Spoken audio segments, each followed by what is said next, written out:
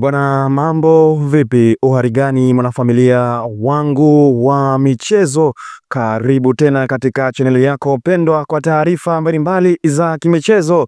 Kubwa zaidi ni uweze kusubscribe hapo katika maandishi ambayo yameandikwa subscribe, kisha inatokea alama ya kikengele. Tafadhali bonyeza kengele hiyo, hapo utakuwa umefanikisha kuweka njia rahisi kabisa ya wewe kupata taarifa zote papo hapo kwa wakati sahihi kabisa. Na hii leo taarifa kubwa zaidi ni juu ya mchezo wa fainali ya mkondo wa pili kombe la shirikisho barani Afrika, ambapo wekundu wa Msimbazi Simba watamenyana vikali dhidi ya RS Berkane ya pale nchini Morocco. Sasa taarifa rasmi ni kwamba timu hiyo ya kule Morocco itawasili siku ya Alhamisi kule visiwani Zanzibar, lakini hii leo kuna taarifa mpya ambayo ninataka kukujuza wewe mwanafamilia wa michezo juu ya matumizi ya uwanja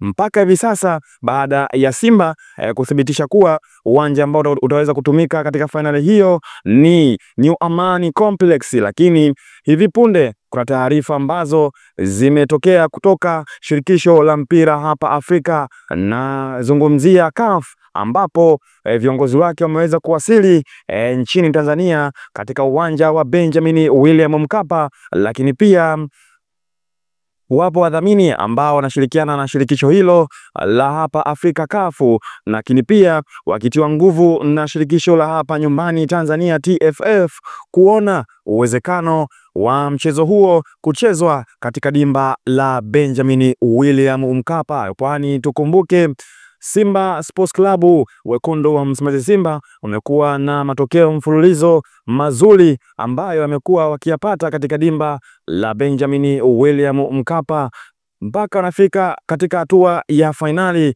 Simba waliweza kufanya maajabu makubwa kunako dimba la Estadio de Benjamin William Mkapa. Mechi ya maajabu zaidi ni dhidi ya Ahli Tripoli, ambapo katika mkondo wa kwanza Simba waliweza kutoa sare ya bao moja bila katika uwanja wa Ahli Tripoli kule nchini Libya, na walipokuja hapa Ahli Tripoli waliweza kufungwa kwa idadi ya mabao matatu kwa moja katika uwanja wa Benjamin William Mkapa. Lakini Simba hawakuweza kuishia hapo.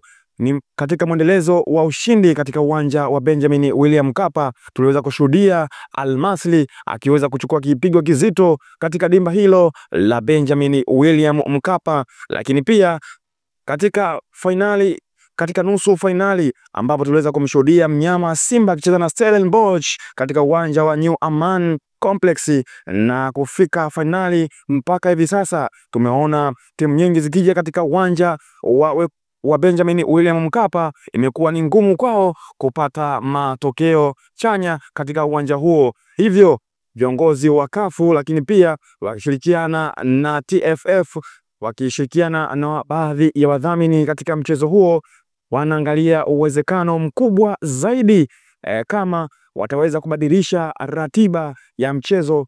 Hakika kweli hizi ni taarifa njema zaidi kwa mashabiki wa wekundu wa Msimbazi Simba, huku tukisubiria taarifa rasmi kutoka huko katika shirikisho la mpira CAF, kama endapo watabadilisha ratiba ya uwanja kama ilivyokuwa awali, ambapo waliweza kutoa taarifa kuwa uwanja ambao utakaoweza kutumika katika fainali hiyo ni New Amani Complex. Mimi na wewe hatujui, tusubirie taarifa rasmi kutoka huko katika shirikisho la mpira CAF.